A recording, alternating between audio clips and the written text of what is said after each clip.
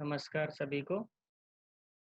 आज हम लोग परसवर्ण संधि के बारे में पढ़ेंगे और परसवर्ण संधि अनुस्वार संधि के ही अगले क्रम में आती है। ठीक है, मतलब अनुस्वार संधि पहले स्पष्ट होनी चाहिए। अनुस्वार संधि यदि आप लोगों को स्पष्ट हो जाएगी तो उससे अगले क्रम में परसवर्ण संधि आती है, तो वो परसवर्ण संधि भी आपको आसानी से सरलता से स्पष्ट हो सकती है। तो जैसे कि इसके नाम से ही स्पष्ट हो रहा है, पर जो पर वाला शब्द है और सवर्ण मतलब उसका सवर्णी। ठीक है, तो जिस संधि में बाद वाले शब्द का सवर्णी अक्षर हो जाता है उसको परसवर्ण संधि बोलते हैं।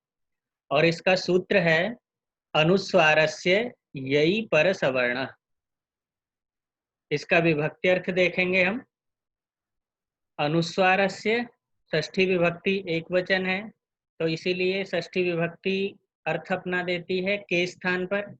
तो अनुस्वार के स्थान पर यह अर्थ आ जाएगा इससे। उसके बाद यही है। यही में सप्तमी विभक्ति एक वचन है, जैसे अची, और सप्तमी अर्थ देती है परे होने पर। तो यय में सप्तमी है, इसीलिए यही का अर्थ हो जाता है यय परे होने पर।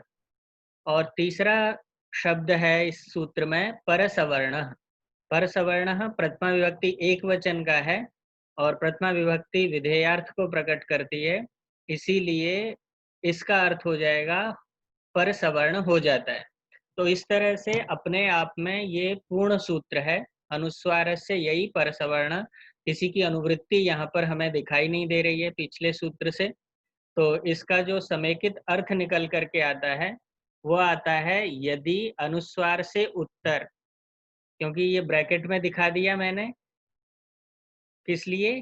क्योंकि यही परसवर्ण का है ना, तो यह जो है वो बाद में है। बाद में है तो इसका मतलब ये है कि इससे पहले जो है वो अनुस्वार होगा, क्योंकि अनुस्वार की जगह पे परसवर्ण की बात कर रहे हैं। तो इसीलिए इसको ब्रैकेट में दिखा दिया मैंने। ब्रैकेट में दिखाने का मेरा तात्पर्य ये होता है कि आपको स्पष्ट हो जाए कि कितना अर्थ सूत्र से निकल रहा है और कितना भाव से आ रहा है। तो यदि अनुस्वार से उत्तरीय भावार्थ है एक तरह से, लेकिन यह परे हो तो अनुस्वार के स्थान पर सवर्ण हो जाता है। ये सूत्र का अर्थ है। ठीक, क्योंकि अनुस्वार से यही पर सवर्ण, ये तीन शब्द इस सूत्र में हैं। तो अर्थ हो गया कि यदि अनुस्वार के बाद यह प्रत्याहार का कोई वर्ण हो तो उस अनुस्वार के स्थान पर सवर्ण हो जाता है। ठीक है, इसका मतलब यह है कि इससे पहले अनुस्वार संधि आनी चाहिए आपको। पहले अनुस्वार करेंगे हम, और ये जो संधि है वो अनुस्वार के स्थान पर होती है। अनुस्वार के स्थान पर सवर्ण हो जाता है। यह प्रत्याहार में जो अक्षर आते हैं वो नीचे मैंने खोल दिए हैं, हालांकि आप लोगों को हमेशा ये स्मरण होने चाहिए। ठीक है, कि हय वरट के य से लेकर के य व र ल यम गण न झभ घड़ ध जब गड़ द खभ छठ थ चट त क प और कपय कपय के य तक यह प्रत्याहार आपका हो गया है। अंतिम अंतिम अक्षरों को हमने छोड़ दिया है। ठीक है, तो यह प्रत्याहार परे होगा। पहले पूर्व वाले शब्द के अंतिम अक्षर जो है अनुस्वार होगा, तो क्या होगा, उस अनुस्वार के स्थान पर सवर्ण आदेश हो जाएगा, पर सवर्ण संधि हो जाएगी। कैसे होगी ये उदाहरण से स्पष्ट होगा आपको। देखो उदाहरण, जैसे अनुस्वार जमा य बराबर पर सवर्ण, ये संक्षेप में आपको सूत्र यहाँ पर उपस्थापित कर दिया कि ये आपको कंडीशन देखनी है संधि करते समय। ठीक है, आपके पास उदाहरण है अम जमा कितः।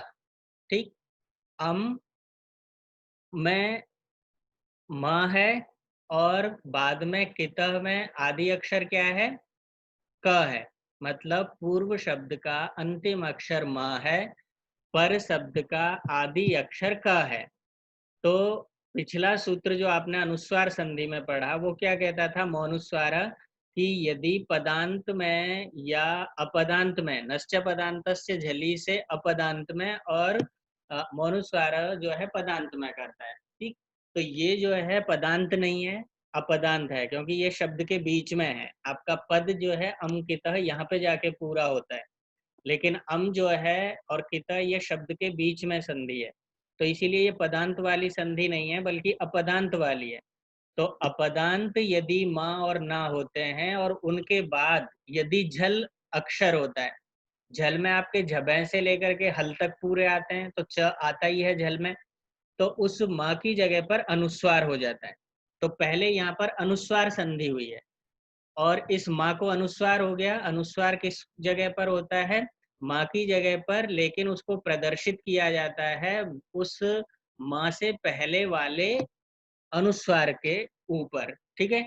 तो इससे पहले अ था, इसके ऊपर आपको अनुस्वार दिख रहा है यहाँ पर, और आगे चिता है, अम जबा चिता। इस स्थिति में आपको अनुस्वार से यही पर सवर्ण लगता है। मतलब जब भी अनुस्वार आएगा, तब आपको ये देखना है कि कहीं यहाँ पर परसवर्ण संधि तो नहीं घट रही है। अनुस्वार के बाद यदि यह है, तो परसवर्ण संधि घट जाती है। जैसे यहाँ पर अम जो है अनुस्वार है, आ के बाद ऊपर माँ अनुस्वार दिखाई दे रहा है।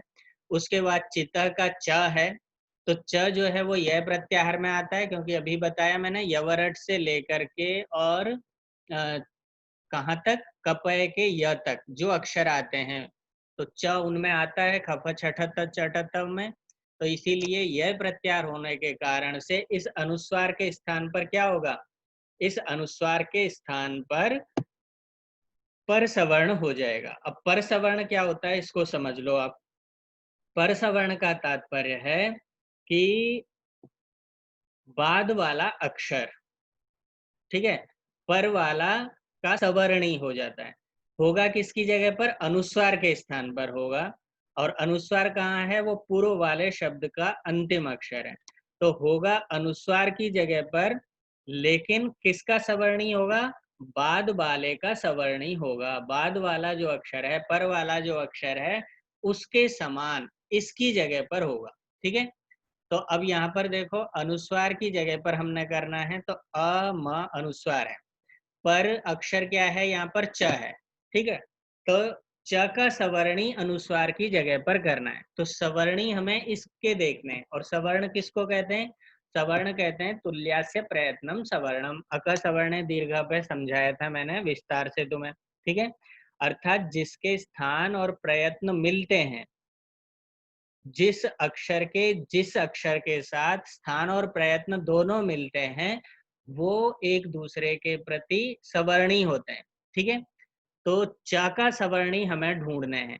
तो च के सवर्णी कौन है? च का सवर्णी छ है, छ, ज है, झ है और य है। क्यों? क्योंकि च का उच्चारण स्थान तालु है और अभ्यंतर प्रयत्न स्पृष्ट है। तो तालु और स्पृष्ट, ये जो दोनों स्थान और प्रयत्न हैं, वो सारे वर्णों में आपको केवल किसमें मिलेंगे? वो च वर्ग में ही मिलेंगे। या तो च है, वो छ है, छ का भी तालु स्पृष्ट है, ज का भी तालु स्पृष्ट है, झ का भी तालु स्पृष्ट है और य का भी तालु स्पृष्ट है। लेकिन अब समस्या ये आती है कि इन्होंने कह दिया कि अनुस्वार के स्थान पर सवर्ण होता है। ये तो बात मान ली, ठीक, कि बाद वाले का सवर्णी होगा, और बाद वाले के सवर्णी भी हमें पता चल गया कि च के सवर्णी च, छ, ज, झ, य, ये पांचों अक्षर हैं। लेकिन अनुस्वार की जगह पर सवर्णी होगा तो सारे आएंगे। च कहेगा कि मैं पात्र हूँ, छ कहेगा मैं पात्र हूँ, ज कहेगा कि मैं पात्र हूँ। तो पांचों में से लेकिन करना तो एक की जगह पर एक है। तो ये हम तय करेंगे कि कौन सा अनुस्वार की जगह पर इस च का सवर्णी इन पांचों में से हो। तो उसके लिए हमें फिर देखना पड़ेगा कि इन पांचों में से इस अनुस्वार के समान कौन सा है, अनुस्वार से मिलता जुलता कौन सा है। तो अनुस्वार का उच्चारण स्थान क्या है? अनुस्वार का उच्चारण स्थान होता है नासिका। ठीक है? जबकि च का उच्चारण स्थान तालु है, छ का उच्चारण स्थान तालु है, ज का उच्चारण स्थान तालु है, झ का उच्चारण स्थान तालु है। लेकिन जो य है, पांचवा अक्षर जो है, उसका उच्चारण स्थान तालु के साथ साथ नासिका भी है। ठीक है? क्योंकि अनुस्वार यमा नासिक्या, अनुस्वार और यम नासिका वाले होते हैं, और गयण नमा नासिका। उच्चारण स्थान पढ़ते समय बताया था कि जो वर्गों के 5वें अक्षर हैं ग, य, ण, न और म, उनका उच्चारण स्थान जो है निर्धारित उच्चारण स्थान के साथ, मतलब वर्ग के उच्चारण स्थान के साथ साथ नासिका उच्चारण स्थान भी होता है, इसीलिए उसका अनुनासिक संज्ञा भी होती है। ठीक है, तो अनुस्वार का जो उच्चारण स्थान है वो नासिका है, तो इसीलिए जब हम इन पांचों में से चुनेंगे तो इस अनुस्वार के समान हमें इस अनुस्वार से सबसे ज्यादा मिलता जुलता हमें यह दिखाई देता है, जो कि आपको लाल रंग में यहाँ दिखाया गया है। ठीक है, तो इसीलिए इस अनुस्वार की जगह पर क्या हो जाएगा, य हो जाएगा। ठीक, तो नीचे आप देखो आ है, आ के ऊपर अनुस्वार था, अनुस्वार की जगह पर आपने क्या कर दिया, य कर दिया। ये आ की जगह पर नहीं होगा अनुस्वार, ये तो मैंने अ के ऊपर अनुस्वार इसीलिए दिखाया है कि लेखन में अनुस्वार अलग से नहीं लिखा जाता। ठीक है, वो लिख नहीं पा रहे थे, तो इसीलिए स्वर का सहारा उसको जरूरी होता है, इसीलिए इस पर दिखा दिया। लेकिन वास्तव में जो संधि हो रही है वो केवल अनुस्वार के स्थान पर हो रही है, आ के स्थान पर नहीं हो रही। ठीक है, और संस्कृत में अनुस्वार अलग वर्ण है, ना कि आ को मिलाकर के वर्ण है, लेकिन लेखन में जो है अनुस्वार यदि आप अलग से लगाएंगे तो वो स्पष्ट नहीं होगा कि वो अनुस्वार है या डॉट लगाया है आपने, तो इसीलिए हम इसको स्वर के साथ प्रदर्शित कर देते हैं। ठीक है, तो अ है, आ के बाद ऊपर अनुस्वार था, तो इस अनुस्वार की जगह पर य हो गया, और य हो गया तो उसके बाद के जो अक्षर हैं वो बाद के अक्षर वैसे के वैसे आ गए, च वैसे के वैसे आ गया, ई वैसे ही आ गया, त वैसे ही आ गया, अ ऐसे ही आ गया, और इन सारी मात्राओं को जब आप मिला दोगे तो क्या शब्द बन जाएगा, अंचितः शब्द बन जाएगा। ठीक है, इसको ध्यान ये रखना है आपको कि संधि जो होगी वो अनुस्वार की जगह पर होगी, लेकिन सवर्णी जो हमें ढूंढना है वो हमें बाद वाले अक्षर के समान ढूंढना है, अर्थात बाद वाले अक्षर का 5वां अक्षर, क्योंकि अनुस्वार की जगह पर जब भी हम पर सवर्ण करेंगे तो अनुस्वार तो हमेशा नासिका वाला है, तो इसीलिए पर सवर्ण भी आपको हमेशा नासिका वाला ही ढूंढना पड़ेगा, और नासिका वाला जो है वर्ण केवल वर्गों में 5वां अक्षर ही होता है, तो इसीलिए इसको दूसरी प्रकार से आप इस तरह से भी समझ सकते हो कि जब भी अनुस्वार के बाद य प्रत्याहार का अक्षर आपको मिलता है तो वो जो य प्रत्याहार का अक्षर है वो वर्ग का अक्षर है, तो उस वर्ग का 5वां अक्षर, ठीक है, 5वां अक्षर उस अनुस्वार की जगह पर हो जाता है, और इस तरह से अंचिता शब्द बन जाता है आपका। इसी तरह से दूसरा उदाहरण देखेंगे आप, कुम जमा ठितः, ऊपर उसी तरह से सूत्र का संक्षिप्तार्थ आपको दिखाई दे रहा है, अनुस्वार जमा य बराबर पर सवर्ण। ठीक है, उदाहरण है कुम जमा ठितः। अब यहाँ पर वही स्थिति है, पदांत तो है नहीं क्योंकि शब्द के बीच में ये संधि है। कुम जो है वो विभक्ति का शब्द नहीं है, विभक्त्यंत शब्द नहीं है, इसीलिए पद नहीं है। अपदांत होने के कारण से क्या है, यहाँ पर नश्चा पदांतस्य झली लगेगा, अर्थात मकार है अंत में और अपदांत में है, और झल प्रत्याहार परे है यहाँ पर, क्योंकि झबे से लेकर के और हल तक जाओगे तो ठ उसमें आता है, तो अनुस्वार हो जाएगा यहाँ पे नश्चा पदांतस्य झली से। ठीक, तो कुंठिता, आपकी परसवर्ण संधि यहाँ से शुरू होती है, अनुस्वार होने के बाद पहले अनुस्वार आपको मिलना चाहिए, अनुस्वार मिल जाएगा तो आप फिर देखेंगे कि बाद में यह प्रत्याहार का वर्ण है कि नहीं है। जैसे यहाँ पर आपको लाल अक्षरों में दिखाई दे रहा है कि क के बाद उ है और उ के बाद फिर म है, क्योंकि आप यदि इनको अक्षरों को अलग करोगे क उ और म को अनुस्वार जो हो गया था वो अनुस्वार इस उ के बाद में है, लेकिन ये आपको ऊ के ऊपर दिखाई देता है क्योंकि वो अलग से नहीं लिखा जा रहा। ठीक है, इसके बाद आप देखो कि ठीक है ऊ के बाद अनुस्वार है, लेकिन पर में जो है वो य प्रत्याहार है, ठ य में आता है, इतना भी आपको स्पष्ट हो गया। अब आपको क्या करना है, संधि तो हमें अनुस्वार की जगह पर करनी है, लेकिन हमें सवर्णी जो है बाद वाले का ढूंढना है, पर वाले अक्षर का ढूंढना है, मतलब ठ का सवर्णी ढूंढना है, और ठ का सवर्णी कौन सा अक्षर है, ठ का सवर्णी ट वर्ग के अक्षर ही हो सकते हैं। क्यों? क्योंकि स्थान और प्रयत्न केवल ट वर्ग के ही एक दूसरे से मिल सकते हैं। अदरवाइज और किसी से आप मिला लोगे तो स्पृष्ट प्रयत्न तो और अक्षरों से भी मिल जाएगा, च वर्ग से मिल जाएगा, च छ ज झ, उनका जो अभ्यंतर प्रयत्न है वो भी स्पृष्ट है। ठ का भी अभ्यंतर प्रयत्न स्पृष्ट है, लेकिन वह स्थान नहीं मिलेगा क्योंकि ठ का उच्चारण स्थान मूर्धा है और च का उच्चारण स्थान, च वर्ग का उच्चारण स्थान तालु है, तो भिन्नता हो जाएगी। इसीलिए ठ का जो सवर्णी है वो ट वर्ग के अक्षर ही हो सकते हैं, क्योंकि स्थान और प्रयत्न उन दोनों के तुल्य हैं। ठीक है, तो मूर्धा और स्पृष्ट इनके प्रयत्न और स्थान है ठ के, तो मूर्धा और स्पृष्ट जो प्रयत्न और स्थान है वो ट ठ ड ढ ण इन पांचों अक्षरों के हैं। ठीक है, तो पांचों अक्षरों में से चुनना आपको एक ही अक्षर है, तो वो कौन सा चुने?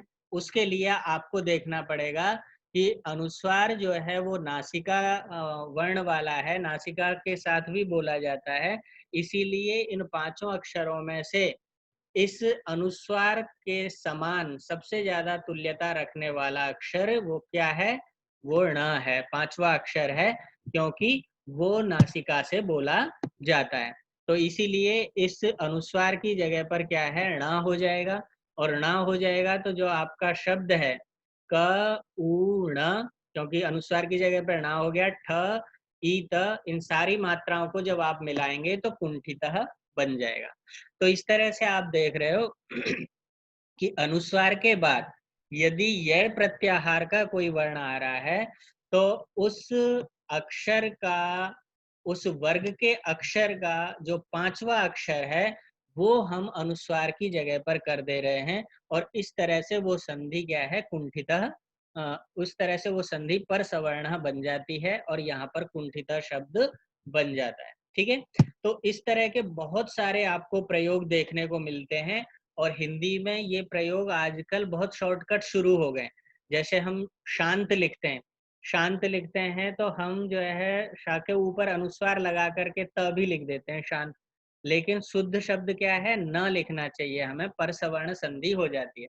संजय लिखते हैं लोग, नाम लिखते हैं, सम जमा जय है वहां पर, तो हम क्या है? अनुस्वार लगा करके जय लिख देते हैं, समजय। ठीक है, लेकिन असलियत में क्या है? वहां पर अनुस्वार की जगह पर ज का जो पांचवा अक्षर है, मतलब च वर्ग का पांचवा अक्षर य होना चाहिए। ठीक है, संजय उस तरह से लिखा जाना चाहिए। दिनांक हम लोग लिखते हैं, दिनांक, दिनांक में हम ना आ के ऊपर अनुस्वार लगा के दिनांक लिख देते हैं, लेकिन शुद्ध शब्द जो है दिनांक वो क्या होना चाहिए? संस्कृत के हिसाब से, व्याकरण की दृष्टि से, वो न के बाद जो आ है उस अनुस्वार को, आ के बाद जो अनुस्वार है उस अनुस्वार को क्या हो जाना चाहिए? कवर्ग का सवर्णी हो जाना चाहिए, और कवर्ग का सवर्णी क्या होगा? ग होगा, पांचवा अक्षर, तो दिनांक होगा, जिसको अक्सर लोग हिंदी वाले क्या है?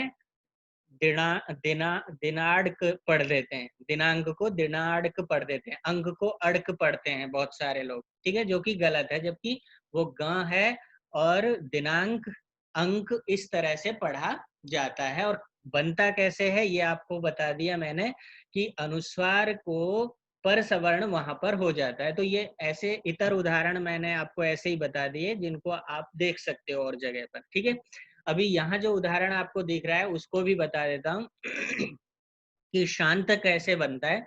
शाम जमा त है तो शाम, ये शम धातु से शाम वगैरह हो जाता है, त प्रत्यय है, और त प्रत्यय होने के बाद शाम तह, इस स्थिति में अनुस्वार संधि पहले होती है, क्योंकि नश्चा पदांतस्य झली, त झल में आता है, और इस तरह से इस माँ को अनुस्वार हो गया तो शाम और जमा तह हो गया।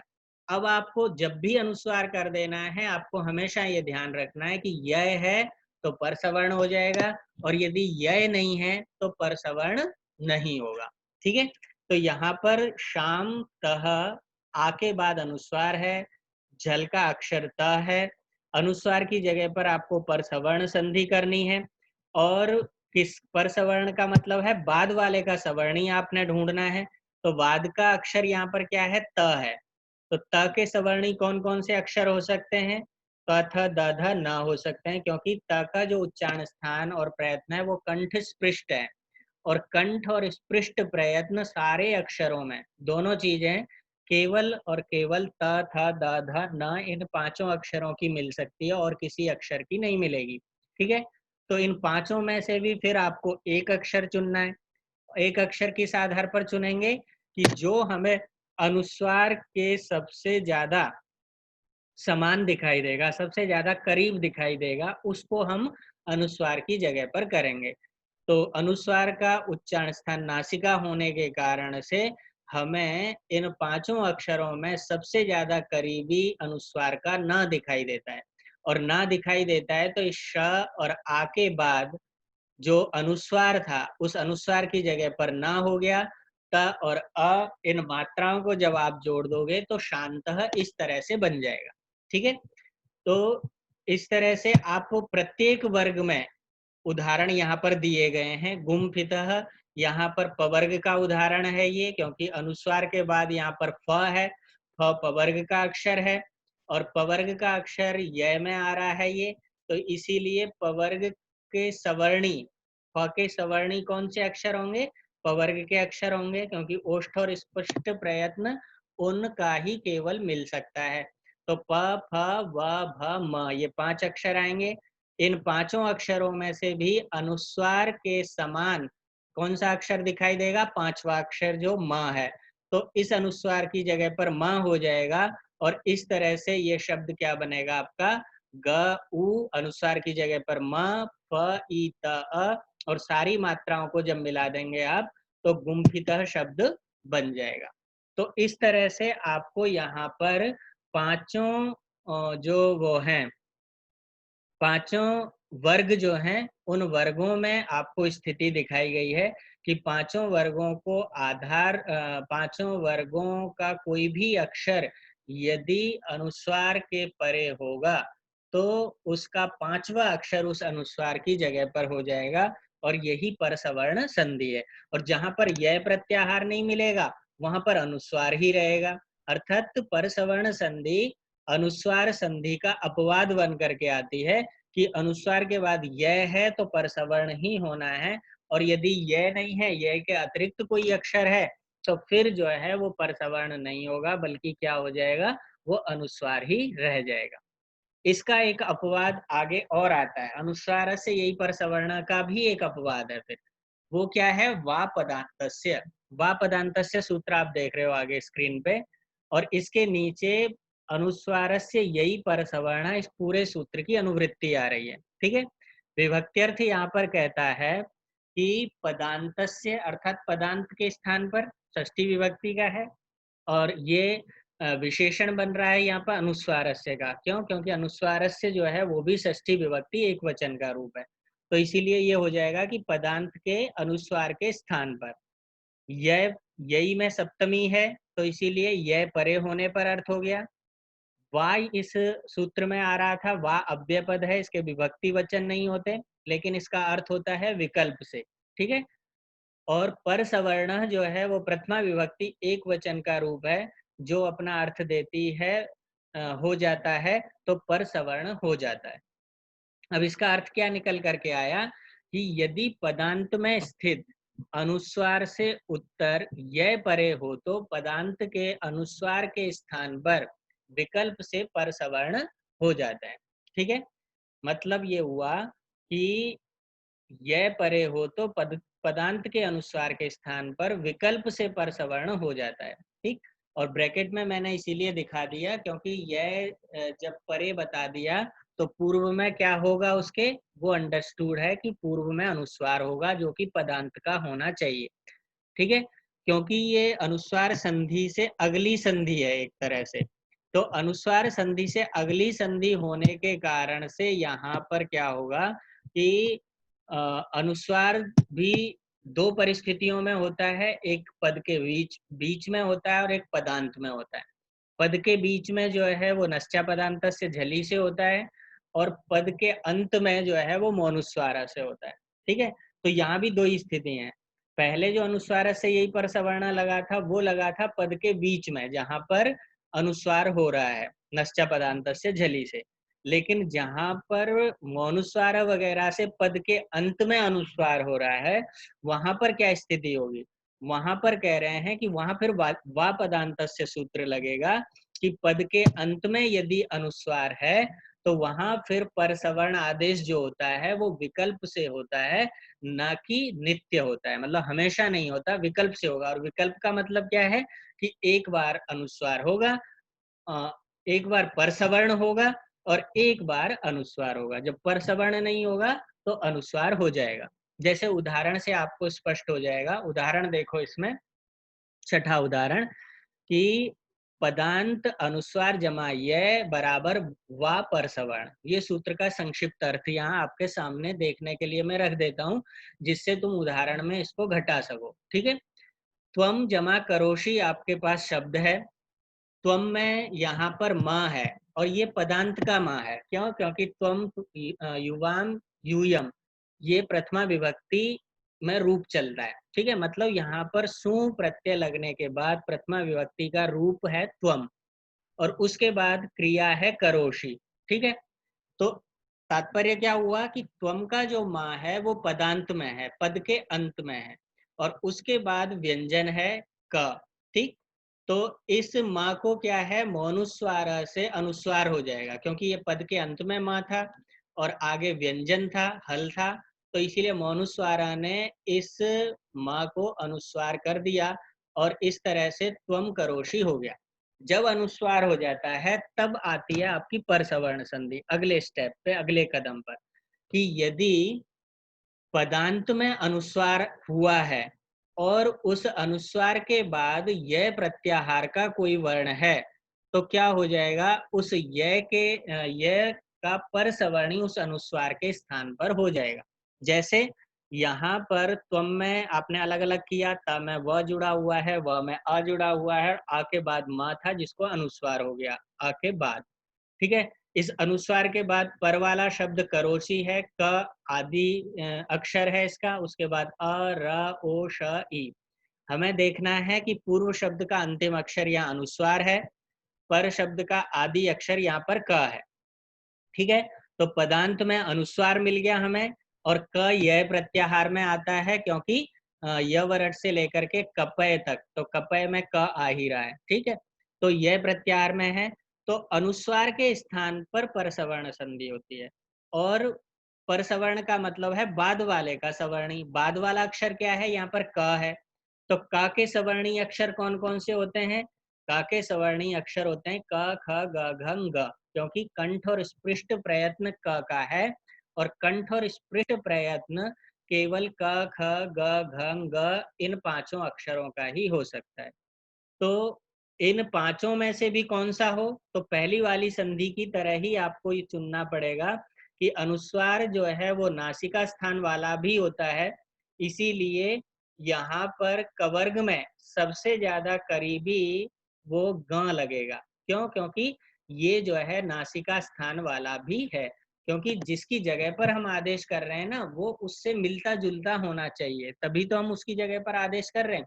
तो सबसे ज्यादा तुल्यता जो है वो ग रख रहा है, इसीलिए इस अनुस्वार की जगह पर क्या हो जाएगा, ग हो जाएगा। और ग हो जाएगा तो आप देखिए, त में व था, व में आ था, आ के बाद जो अनुस्वार था उसकी जगह पर ग दिखाई दे रहा है लाल रंग में। उसके बाद क अ र ओ श ई, और जब सारी मात्राओं को आप मिला दोगे तो त्वं करोषि, इस तरह से ये संधि सिद्ध हो जाएगी। इसी तरह से आगे अब आप देखो दूसरा रूप यहाँ पर दिखाई दे रहा है। क्यों? क्योंकि ये जो पदांत वाली संधि है, पदांत में जब अनुस्वार है तो ये परसवर्ण संधि विकल्प से होती है, अर्थात एक बार होती है, एक बार नहीं होती है। जब होती है तो हमने अनुस्वार की जगह पर ग कर दिया, लेकिन जब अनुस्वार की जगह पर ग नहीं होगा, परसवर्ण संधि नहीं होगी, तो क्या होगा, जो पहले था वही रूप रहेगा। पहले क्या था, पहले अनुस्वार था, अनुस्वार की जगह पे ही हम लोग परसवर्ण संधि कर रहे थे, तो फिर हम उस अनुस्वार को ही प्रदर्शित करेंगे।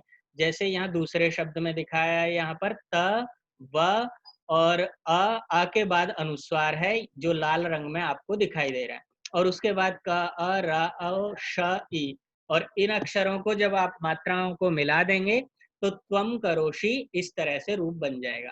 मतलब परसवर्ण संधि में जो पदांत वाले परसवर्ण संधि है उसमें 2 रूप दिखाई देंगे आपको, विकल्प से होता है। वहां त्वं करोषि भी हो जाएगा और त्वम करोषि भी हो जाएगा। इसीलिए जो संजय दिनांक शब्द मैं बता रहा था अभी आपको, वो गलत है, क्योंकि वो दिनांक और दिनांक दोनों नहीं लिख सकते संस्कृत के हिसाब से। क्यों? क्योंकि वो पदांत के शब्द नहीं है। दिनांक जो है दिन जमा अंक, वहां तो हो सकता है, ठीक है, क्योंकि दिन जो है वो अलग शब्द है और समास कर देंगे वहां पे, तो वहां हो सकता है, लेकिन समझे जैसे है तो वहां पर शब्द के बीच में है। तो ये ध्यान हमें रखना पड़ेगा कि जहां शब्द के बीच में होगी संधि, वहां परसवर्ण नित्य होगा, एक ही रूप बनेगा परसवर्ण वाला। और जहां पर पदांत के अंत में अनुस्वार है, वहां पर परसवर्ण संधि विकल्प से होगी, अर्थात 2 रूप बनेंगे वहां पर। एक बार परसवर्ण वाला रूप बनेगा, जैसे त्वं करोषि यहाँ दिखाई दे रहा है, और एक बार अनुस्वार वाला रूप बनेगा, त्वम करोषि यहाँ पर दिखाई दे रहा है। ठीक है, तो इस तरह से यहाँ पर परसवर्ण संधि का एक उदाहरण दिखाया है, और अगला उदाहरण भी है, लेकिन मुझे लग रहा है आज की कक्षा में ये संधि पूरी नहीं हो पाएगी, इसीलिए इस संधि को हम कल की कक्षा में पूरी करेंगे, क्योंकि इसके और भी 1-2 भेद बचे हुए हैं परसवर्ण संधि के। तो इस उदाहरण को भी, और जो अगले कुछ इसके अपवाद बचे हुए हैं उनको भी हम कल के पाठ में अच्छी तरह से पढ़ेंगे। तब तक आप लोग इसको अच्छी तरह से तैयार करके आना, और तब आप